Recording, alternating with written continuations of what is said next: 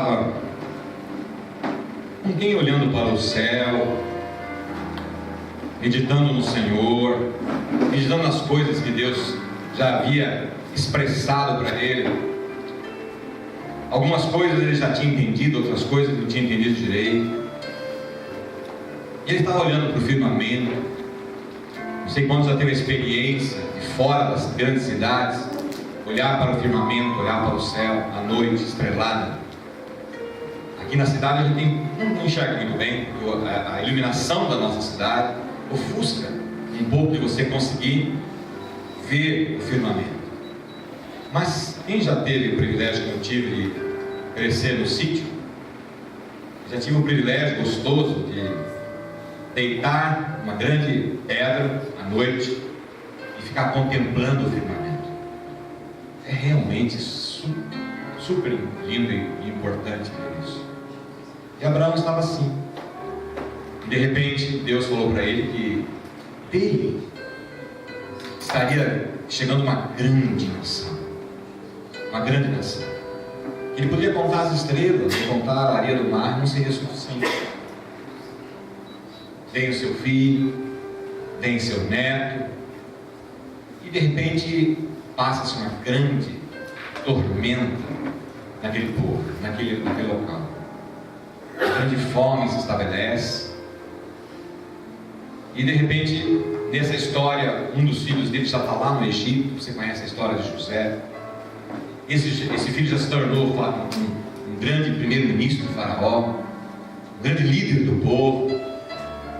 E aí os irmãos dele vão até lá para buscar mantimentos.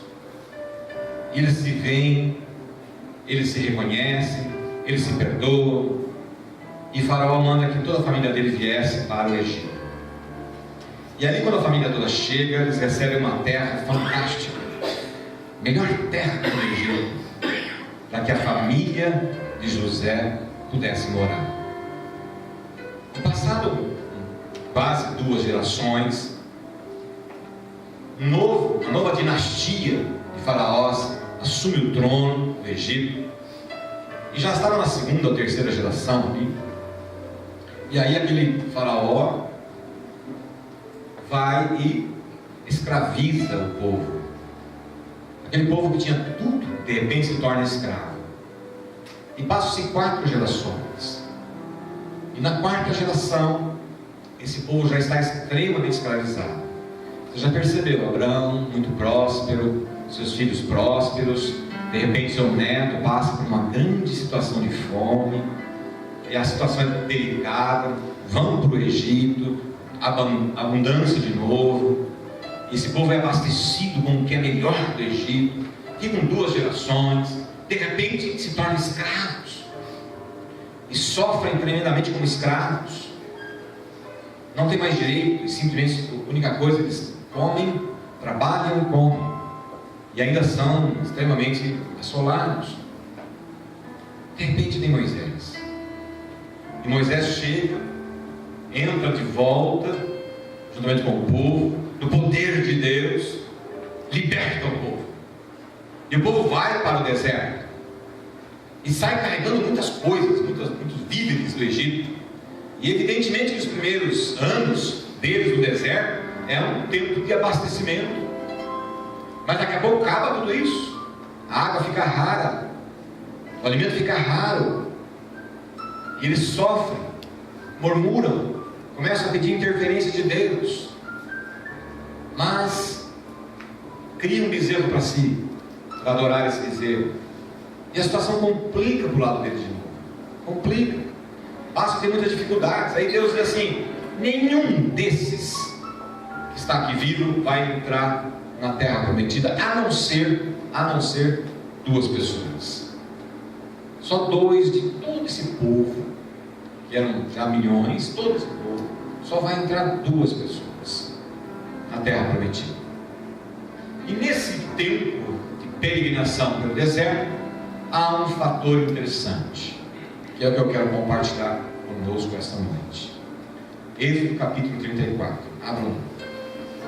O que nós ouvimos há pouco, em que Diácono Luciano esteve doando ao Senhor, foi a interferência de Deus na vida da gente. Interferência de Deus no momento delicado, momentos difíceis, momento que às vezes nós só dependemos de Deus. Às vezes fazemos como a letra diz, às vezes nós fazemos uma análise do que vai pela frente e a gente não consegue entender o que nós temos que enfrentar. Talvez não tenhamos, em alguns momentos, nem entendimento para onde ir, como seguir. E assim Deus intervém em nossa vida. Eu fiz um pequeno relato de uma interferência de Deus no meio do povo de Deus, o seu povo, o povo dele. E aqui vamos ver uma interferência também. Êxodo 34. Então disse o Senhor a Moisés: lavra 2 tábuas de pedra como as primeiras, e eu escreverei nelas as mesmas palavras que estavam nas primeiras tábuas que quebraste. E prepara-te para amanhã, para que subas pela manhã ao monte Sinai, e ali te apresentes a mim, no cimo do monte. Ninguém suba contigo, ninguém apareça em todo o monte, nem ainda ovelhas, nem gado se apacente defronte dele. Lavrou, pois, Moisés 2 tábuas de pedra, como as primeiras, e levantando-se pela manhã, de madrugada, subiu ao monte Sinai, como o Senhor lhe ordenara, levando nas mãos as 2 tábuas de pedra. Tendo o Senhor descido na nuvem, ali esteve junto dele, e proclamou o nome do Senhor.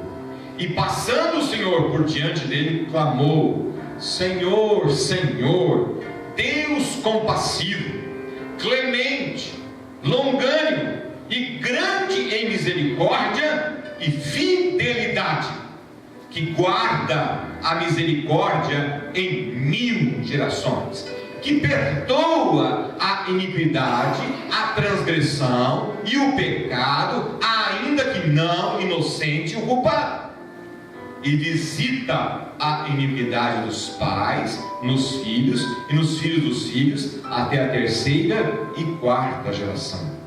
E imediatamente, curvando-se Moisés para a terra, o adorou e disse: Senhor, se agora achei graça aos teus olhos, segue em nosso meio conosco, porque este povo é de dura cerviz. Perdoa a nossa iniquidade e o nosso pecado, e toma-nos por tua herança. Glória a Deus. Oremos mais uma vez. Senhor, sua palavra está aqui, Senhor, tua palavra, a palavra que o Senhor nos deu como herança, e a temos hoje, não como um simples relato histórico, mas uma palavra de poder, uma palavra que tem, pela tua vontade soberaníssima, de intervir em nossas vidas, mudar o rumo das nossas vidas, mudar as circunstâncias da nossa vida, e nós cremos nisso, ó Senhor. E é por isso que nós estamos agora diante dela com temor e com tremor, e aí iremos receber, não para uma intelectualidade para nossas vidas, mas para uma mudança nas nossas vidas, uma mudança como o Senhor sempre desejou que nós mudássemos, em nome de Jesus, amém. Amém, queridos irmãos.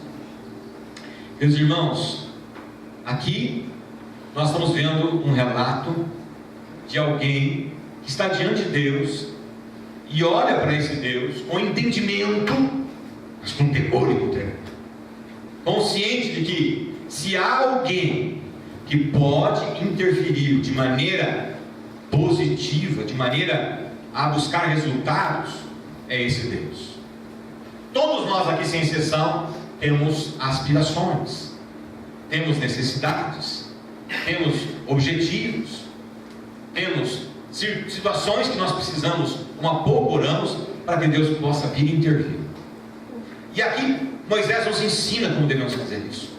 Temos que entender, temos que compreender, ainda que de maneira muito rápida aqui nesse brevíssimo sermão, mas o suficiente para que nós possamos compreender como Deus pode e deve intervir em nossas vidas. Então agora, queridos irmãos, prestemos atenção à palavra do Senhor. Diz o seguinte: prepara-te. Está lá no versículo 2. Prepara-te. Prepara-te. A gente não pode chegar na presença de Deus de qualquer maneira. Prepara-te. É verdade, dizendo, prepara-te. Depois ele vai dizer lá no versículo Na sequência, né, ele vai dizendo, no versículo anterior: lavra 2 tábuas de pedra com as primeiras. Como assim as primeiras? Bom, vamos relembrar. Moisés já havia subido a esse monte, ali ele já havia recebido as tábuas da lei, a vontade de Deus, a palavra de Deus, a palavra de princípios, a palavra de ética, a palavra de orientação, a palavra de afirmação do que o povo deveria ser e fazer. Mas quando Moisés estava descendo o morro, ele já havia ficado lá 40 dias, 40 noites, ele tem descendo, e o que ele enxerga? Uma grande alarido no meio do povo. O povo havia pensado que ele havia morrido muito tempo lá, não voltou sem dar notícia. E o que eles fizeram? Construíram um ídolo de ouro para substituir a adoração a Deus. Substituir a adoração a Deus. Substituir o relacionamento com Deus. Substituir a intimidade com Deus.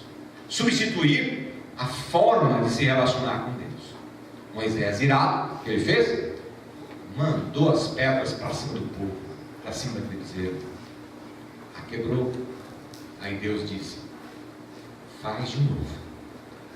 Na primeira foi Deus que fez no monte. Na segunda, Moisés teve que lapidar a pedra. Teve que pegar, lapidar, preparar as 2 pedras. E aqui o texto está dizendo: lavra 2 tábuas de pedra, ou seja, trabalhe. Faça o que tem que fazer. Não chegue na minha presença de mãos vazias. Agora, a primeira vez eu fiz, a segunda vez agora é você que tem que fazer. Prepara-te.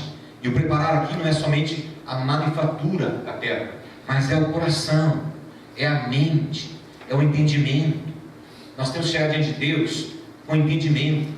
O culto que Deus aceita é o culto com inteligência, o culto aonde a gente associa o que eu estou entendendo com a minha fé. E é isso que nós estamos entendendo essa noite. Então a primeira coisa é prepara-te, trabalhe. E assim ele fez, conforme Deus ordenara. E ele foi para lá com essas tábuas. E nós sabemos a história. Deus afirmou nessas tábuas de novo a sua palavra, a sua lei, novamente. Por que Deus fez isso de novo? O texto diz: porque Moisés quebrou com a ira dele. E Deus está dizendo que o povo precisa ter entendimento.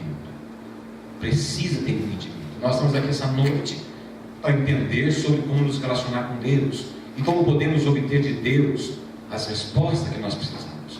E aí vamos aprender com Moisés. Quando Moisés esteve, primeiro ele obedeceu, segundo ele trabalhou, terceiro ele foi ao encontro de Deus. Ele teve que subir um monte para o encontro, porque Deus tinha ordenado que assim fizesse. Então nós temos que entender isso, para que nós possamos ter um relacionamento com Deus segundo a vontade dele. Primeiro é que a gente precisa obedecer, se preparar com a nossa mente, com o nosso coração, com a nossa vida, se preparar diante de Deus.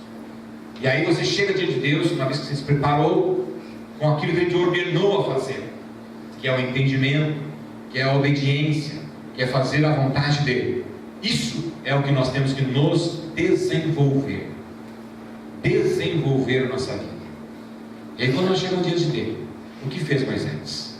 Olhem comigo que ele é lindo, isso que está nesse versículo 6, que vai ser o centro da nossa meditação.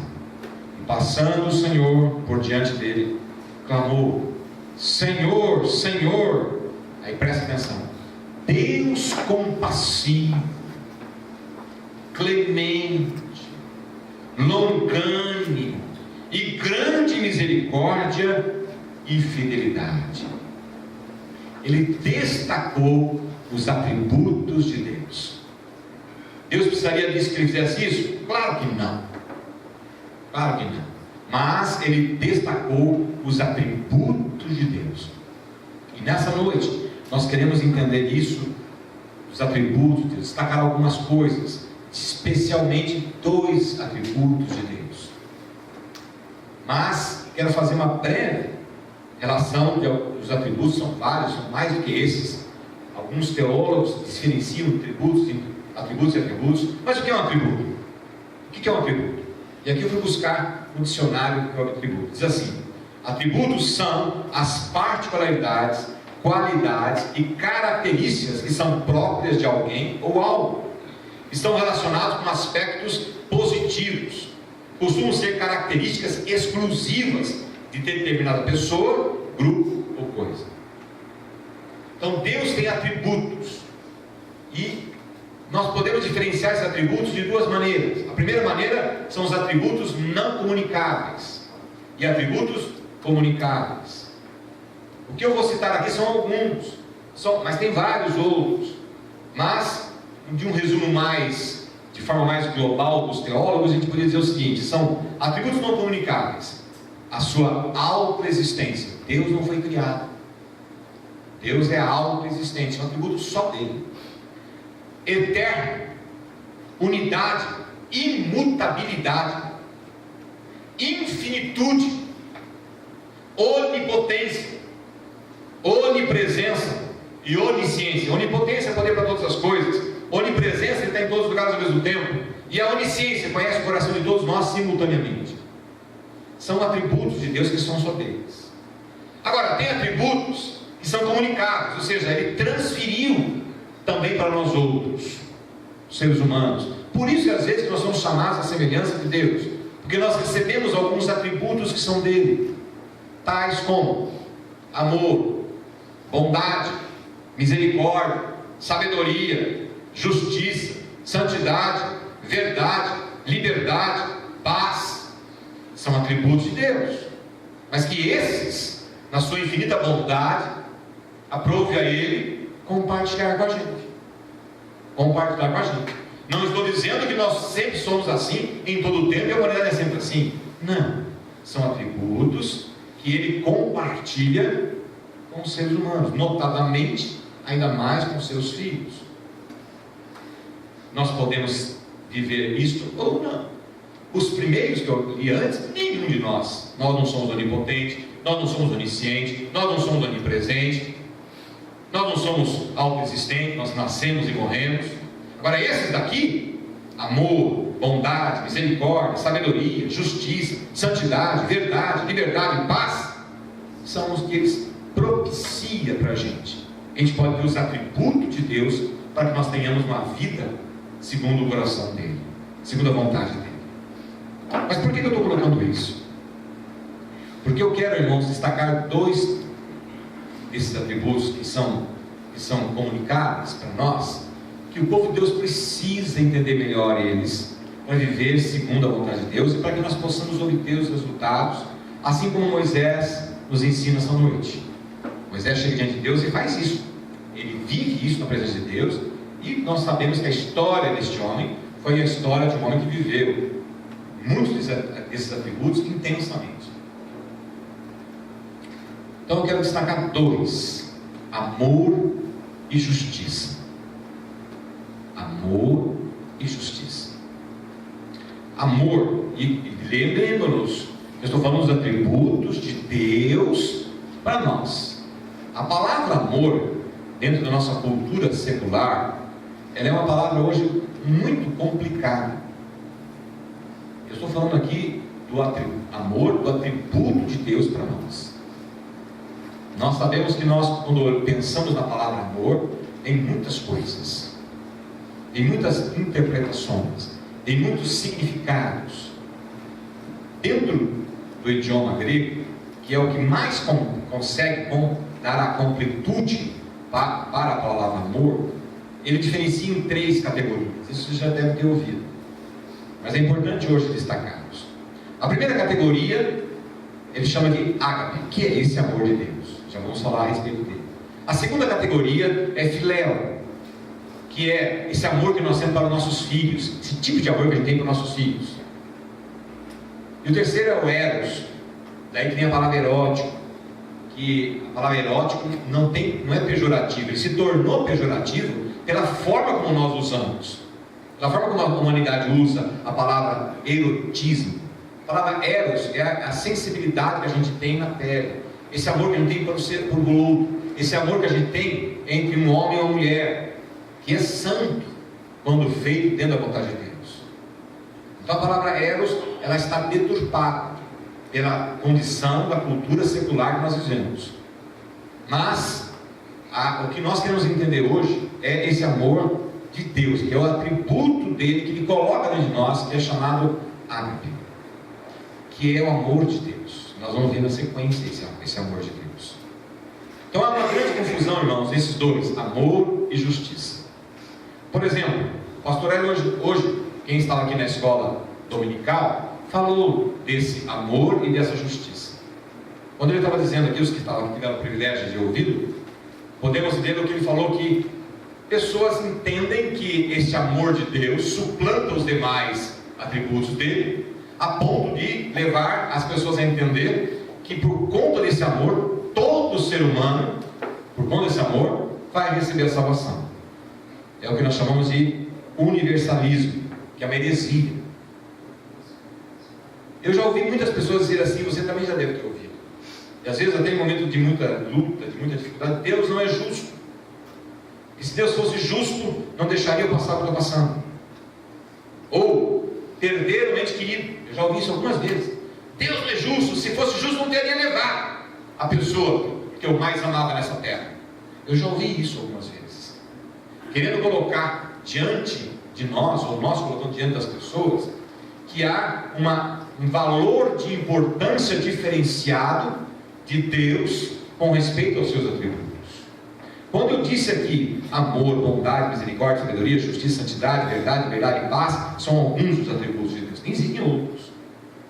Quando nós fazemos uma avaliação dos atributos de Deus, nós temos que entender e compreender que todos eles são em Deus ações vivenciais de Deus. Deus é justiça, Deus é amor, Deus é longanimidade, Deus é paz, Deus é sabedoria, Deus é bondade. Ele não tem essas atividades como uma atividade dele, como nós entendemos na nossa vida secular. Deus é tudo isso. Deus é tudo isso junto. Não há diferenciação entre um atributo e o outro na importância. Quando nós dizemos que Deus é justo, é porque Ele é plenamente justo. Quando nós dizemos que Deus é amor, porque Ele é plenamente amor. Deus não sente amor, Ele é amor. Deus não tem justiça, Ele é justiça. Essa é a diferença. E quando nós temos esses atributos para nossas vidas, evidentemente que esses atributos que em Deus é pleno, em nós estará sempre no contexto de falhas. Até mesmo quando nós queremos interpretar, como há pouco disse, interpretar no que diz respeito a Deus. A gente transporta os nossos sentimentos com respeito a esses atributos, como nós vivemos, como nós evidenciamos a nossa vida, como se Deus assim o fizesse, como se Deus assim o fosse. Quando nós temos que entender que Deus não é mais justo nem menos justo, Deus não é mais amoroso nem menos amoroso, Deus não é mais sábio nem menos sábio, Deus não é mais poderoso nem menos poderoso. Deus é pleno em cada uma dessas questões, pleno, completo, pleno, completo. Nós somos incapazes de entender isso, incapazes de viver isso, mas Deus é pleno e completo. Por que eu estou dizendo isso, meus irmãos? Por que eu trouxe essa mensagem hoje? Porque nós precisamos compreender como Moisés compreendeu isso. Quando Moisés estava dizendo isso para o Senhor, ele estava entendendo isso, a ponto de ele dizer assim, para frente, dizendo, olha no versículo 6, depois do 6, ele vai dando uma interpretação na comparação entre o que ele é e o que Deus é, como ele entende, como Deus entende, como ele vive, como Deus vive. Versículo 7, que guarda a misericórdia em 1000 gerações, que perdoa a iniquidade, a transgressão e o pecado, ainda que não inocenta o pecado. E quando ele diz assim que ele não é inocente, parece que aqui ele já está tendo uma contradição. Ele está dizendo que Deus perdoa a iniquidade, a transgressão, o pecado, mas não inocenta o culpado. Aqui ele já está trazendo com esta frase, com esta afirmação, ele já está trazendo que tem que entrar a justiça de Deus aí. Tem que entrar a justiça, o amor e a justiça andando juntos nesse momento, porque parece que é uma contradição. Parece que na primeira leitura você tem uma contradição. E às vezes nós fazemos isso, essa contradição de misturar justiça com amor, amor com justiça. Com a pouco citei alguns exemplos. Moisés, nesse momento, já está trazendo para a gente entender e compreender como é que Deus trabalha essas questões. Quando nós entendemos bem isso, quando nós compreendemos bem isso, pela palavra, a nossa postura de vida, a nossa maneira de nos relacionar com Ele vai mudar. E precisa mudar. E tem que mudar. Olha o versículo final. Ele diz assim no 9. Ele diz: Senhor, se agora, depois que isso aconteceu, se agora achei graça aos teus olhos, graça, olha que palavra interessante, graça, graça. Se achei graça aos teus olhos, segue em nosso meio conosco, perdoa a nossa iniquidade, porque esse povo é de dura cerviz, esse povo é pecador, esse povo repete os erros, esse povo faz o que faz, esse povo não é fácil, esse povo tem problemas, esse povo não é perseverante, esse povo não é fiel, esse povo tem problema de pecado, esse povo age com muita iniquidade. Será que nós mudamos com respeito àquele povo? Nós sabemos que nós somos assim, meus irmãos. Nós somos assim. E se qualquer um de nós quiser se colocar numa posição que não está enquadrado como pecador, não está enquadrado com iniquidades, não está enquadrado com transgressões, então nós já estamos pecando porque pensamos assim. Nós precisamos de duas coisas que Moisés coloca aqui: a graça de Deus e o perdão de Deus. Ele coloca no texto. Portanto, ele chama as duas coisas. Ele chama o amor, que será derramado sobre nós em graça. O que é graça, irmãos? Ele chama já nesse momento a justiça. O que é graça? Irmãos, se quanto é um centavo? O que você compra com um centavo de real? Mas se eu chegasse aqui agora para vocês dizer o seguinte: irmãos, todo mundo aqui traga um centavo. O que custa um centavo? Não. Mas se eu pedir para vocês, traga um centavo, cada um aqui põe aqui um centavo em oferta para a igreja, um centavo em oferta, e vocês estavam salvos, o que você ia pensar a respeito? O que é um centavo? Não é nada. Que diferença faz eu dizer para vocês? Que diferença faz eu dizer para vocês? Quem salva é só Jesus. Mas traga um centavo. Você pagou alguma coisa com um centavo? Pagou, meu. Pagou. Você pagou. Você pagou um centavo. Logo, a salvação não é mais de graça. Se você der só um centavo, ela deixou de ser de graça. Nós sabemos que monetariamente não há nada. Mas você pagou um centavo. Logo, não é mais de graça. Então, quando Moisés fala assim, nos perdoa porque a sua graça, e Paulo fala, a sua graça me basta, a sua graça me basta, porque nem um centavo foi posto, nem um centavo foi posto. É graça. E Moisés aqui já chama a graça. Ele está apontando para quem? Para Jesus, meu querido. A justiça de Deus, ela é plena na pessoa do Senhor Jesus Cristo. Ela é plena. Aqui ele já está chamando que nós precisamos de alguém que pague a nossa dívida, a nossa iniquidade, a nossa questão, o nosso pecado.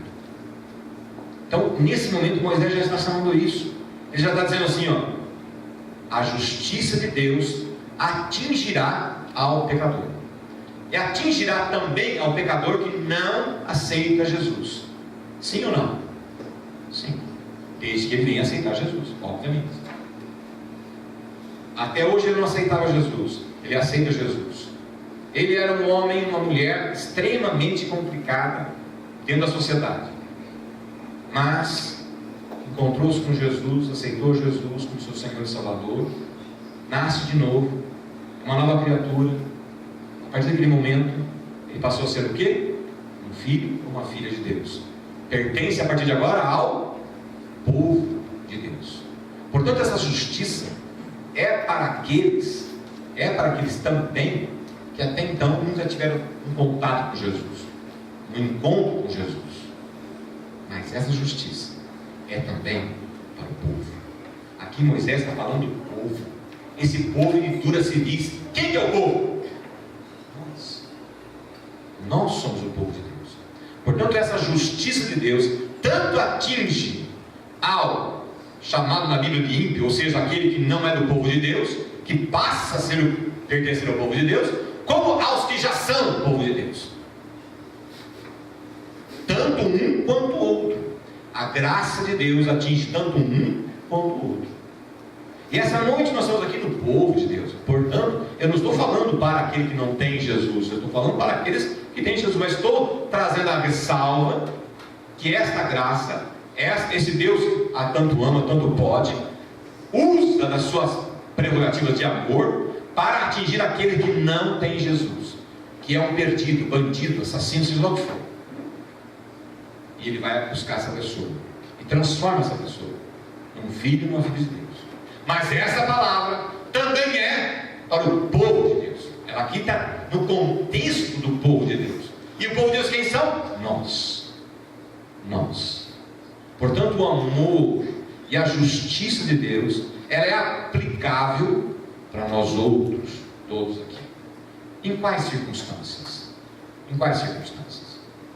Nas circunstâncias que, quando nós esquecemos o que Moisés nos ensina, que é: primeiro, prepara-te. Segundo, obedeça. Terceiro, busque. Todas as vezes que nós tivermos algum tipo de ação e atitude que confronta a vontade de Deus, confronta a palavra de Deus, confronta aquilo que Deus já colocou para nós vivemos e sermos, que é santo, nós temos que lembrar do amor e da justiça. Nós não somos regenerados se não for de graça, e não somos regenerados se não for pela justiça de Deus. O que é justiça? É aquele que foi colocado no meu lugar e no teu lugar, pelas circunstâncias na qual nós estamos. Bom, mas é só para o momento de pecado? Não. É também para o momento de necessidade. Nesse momento aqui, o povo já tinha sido perdoado. Nesse momento, Moisés está solicitando a interferência de Deus na vida deles para seguir em frente. Por quê? Porque ele tinha consciência que o povo é de difícil trato. Então ele está dizendo assim: olhe para a tua vida, olhe para a tua situação e compreenda que os resultados da sua vida, eles virão na medida exata. E você compreende isso: amor e justiça. Em Apocalipse, capítulo 2, versículo 5, diz assim: lembra-te, presta atenção nisso, lembra-te, pois, de onde você caíste, arrependa-te e volta à prática das primeiras obras. E se não, venho a ti e moverei do seu lugar o teu candeeiro, candeeiro é luz, caso não te arrependas. O que nós temos que entender aqui, irmãos? Que Deus está dizendo assim para mim e para você: reflita na sua vida. Se houver alguma coisa que está errada, corrige, entregue ao Senhor. Não fique perdurando-se em pecado. Todos nós somos passíveis de cair em erro, seja com o filho, seja com o cônjuge, seja no meu trabalho, seja aqui dentro da minha alma. Todos nós somos passíveis. Entretanto, o que a palavra nos ensina é: não fique assim. Não fique assim. Lá em Oséias, capítulo 10, versículo 12, eu tenho 2 versículos de Oséias. Os que estão fazendo discipulado já sabem que nós estamos lendo Oséias, né? Então aqui, por ocasião da leitura do nosso discipulado, quando preparava essa passagem, destaquei 2 versículos. Oséias, capítulo 10, versículo 12. Veja assim, semeai para vós outros em justiça, ceifai segundo a misericórdia, arai o campo de pousio, porque é tempo de buscar ao Senhor, até que Ele venha e chova a justiça sobre vós. O que acontecia com o profeta Oséias? O profeta Oséias estava exatamente no momento do povo, onde o povo vivia uma religiosidade. Era um povo que já tinha ídolos, tinha voltado a fazer ídolos. Era um povo que tinha o templo. Era um povo que dizia: porque nós temos o templo, nós somos indestrutíveis. E fazia um monte de coisa errada. E Deus mandou Oséias para dizer: não é assim. Vocês estão se auto-enganando. Vocês estão achando que porque vocês ficam praticando iniquidades, vocês vão continuar do jeito que estão? Não vão. Vocês vão ser derrubados. Vocês vão ser levados cativos. Vocês vão virar escravos de novo. Porque vocês não estão levando a sério a minha palavra. Aí outra passagem de Oséias, capítulo 12, versículo 6. Converta-te a teu Deus. Olha que coisa interessante.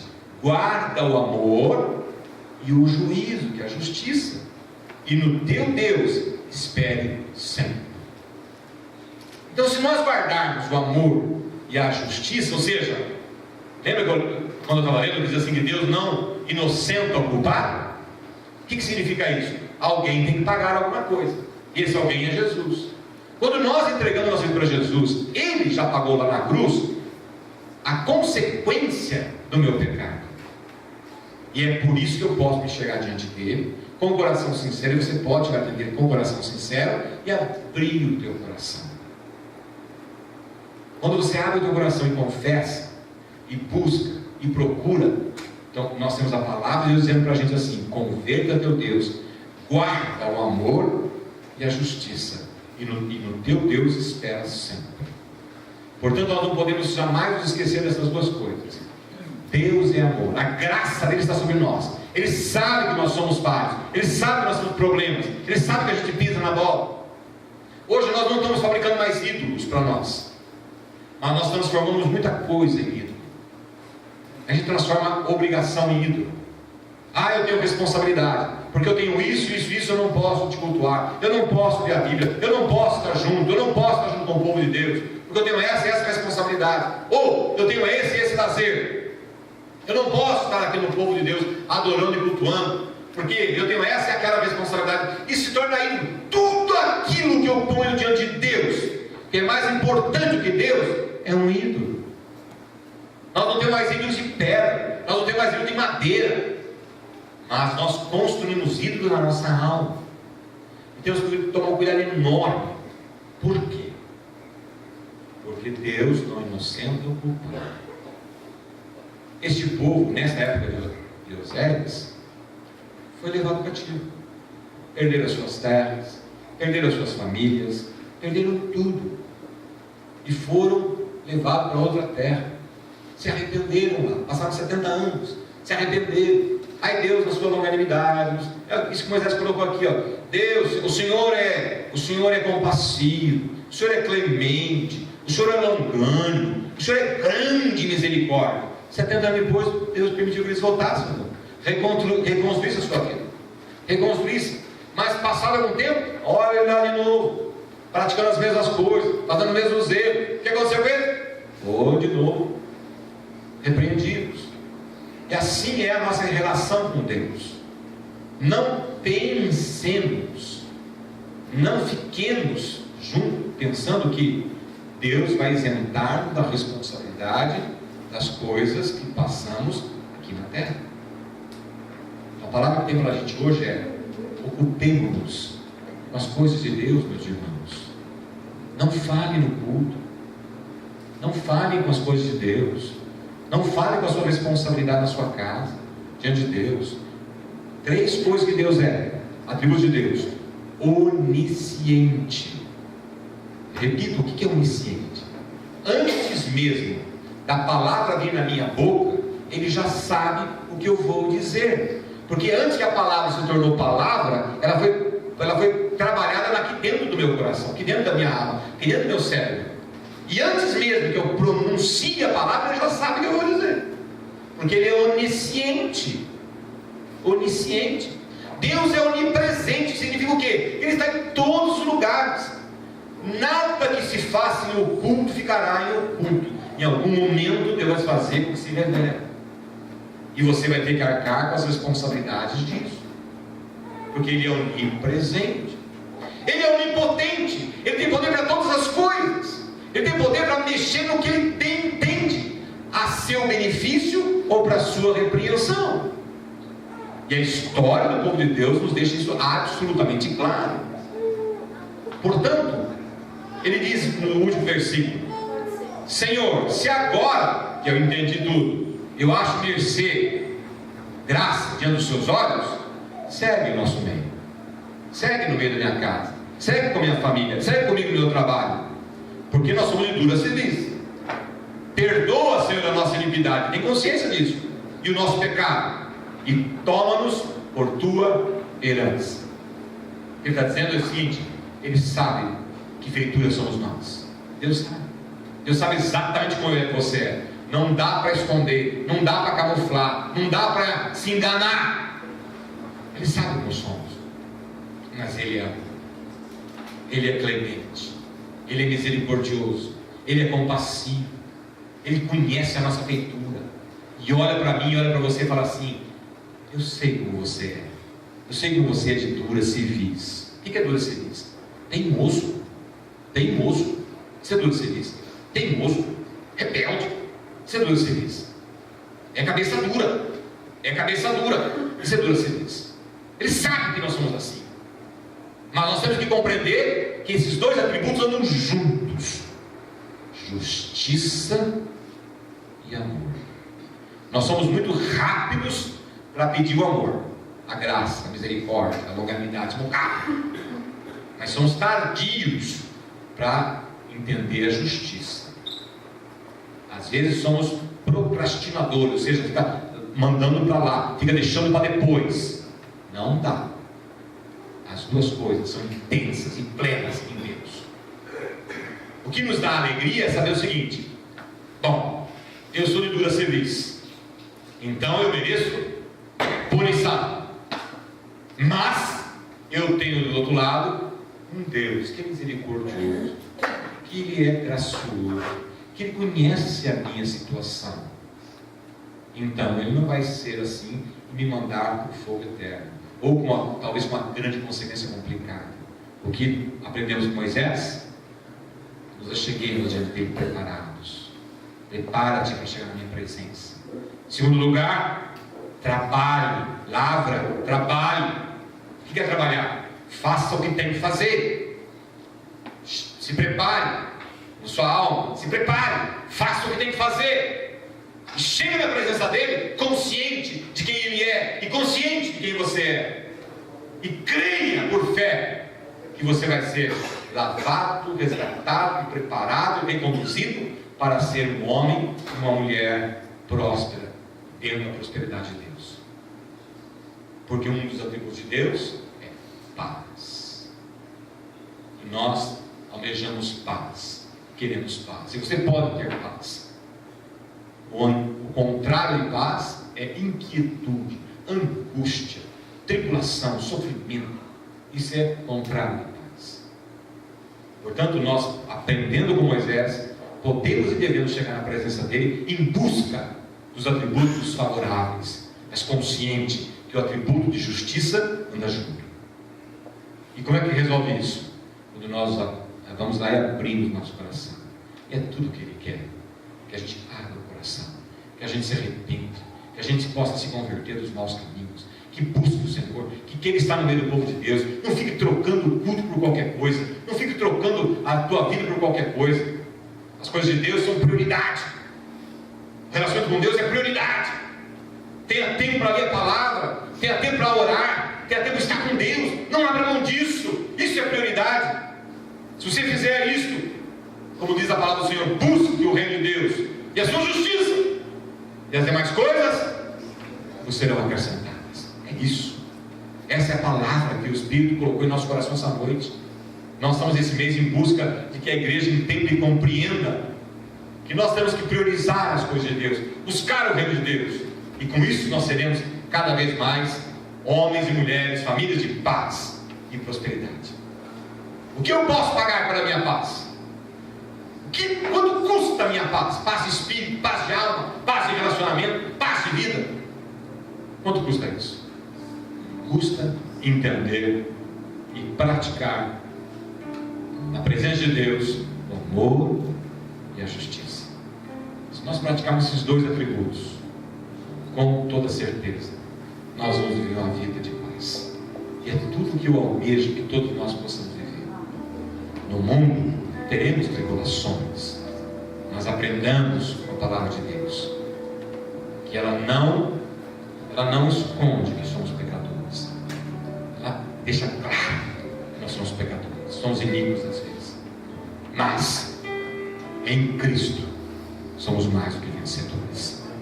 E é assim que temos que nos portar todos os dias da nossa vida. Vamos ficar em pé, queridos irmãos, e vamos orar ao Senhor. Querido Deus, obrigado por essa palavra tão importante, onde aprendemos essa noite que o amor e a justiça andam juntas. O Senhor não é mais justiça e nem mais amor. O Senhor lida conosco, olhando para dentro do nosso coração, e aí não há o que esconder nada, não há o que camuflar nada. O Senhor conhece plena e completamente o nosso coração. E portanto nós chegamos a Ti, Senhor, dizendo isso com todo temor e tremor. Tem misericórdia em nós. Usa das Suas misericórdias para conosco, para que em Cristo Jesus possamos ser lavados, recuperados e trazidos de volta à comunhão com o Senhor. Todas as vezes que nós errarmos, como já temos errado no passado, que infelizmente poderemos ir a errar de novo. Nós queremos estar diante do Senhor, papai, limpo, lavado no sangue do Cordeiro a cada dia, podendo usufruir da palavra tão maravilhosa do Senhor, que essas misericórdias se renovam em nós todos os dias. Aleluias, glórias ao Senhor. E é por isso, Pai, que nesse instante, nesta oração, compreendendo e entendendo isso, que saiamos daqui, Pai, não somente conscientes dessa grande verdade, mas alimentados por essa verdade, de tal forma que nós não vamos nos deixar levar por este mundo tenebroso, pelas tentações, pelo pecado, mas ficando andando, Pai, firme no Senhor. É o que nós desejamos para todos nós nessa noite, Pai. Que o Senhor nos leve para nossas casas, e nós possamos refletir mais essa palavra, e não ficar, essa palavra consista a este recinto, mas que fique no nosso coração, na nossa mente, que possamos, ó Pai, olhar para o Senhor, sabendo que o Senhor é amor, mas também é justiça, que através da Tua justiça somos lavados, através do Teu amor pela graça somos de novo reconduzidos ao Senhor, e que assim seja em nossas vidas, a vida de todos nós que aqui estamos, ó Pai, em nome de Jesus. Por isso, povo de Deus, que o Senhor te abençoe e te guarde, que o Senhor te resplandeça o rosto sobre ti e te dê a paz, e que as misericórdias deles efetivamente se renovem na sua vida a cada dia, para a honra e glória dele e para a tua paz, em nome do Pai, do Filho e do Espírito Santo. Amém. Podem sentar, meus queridos.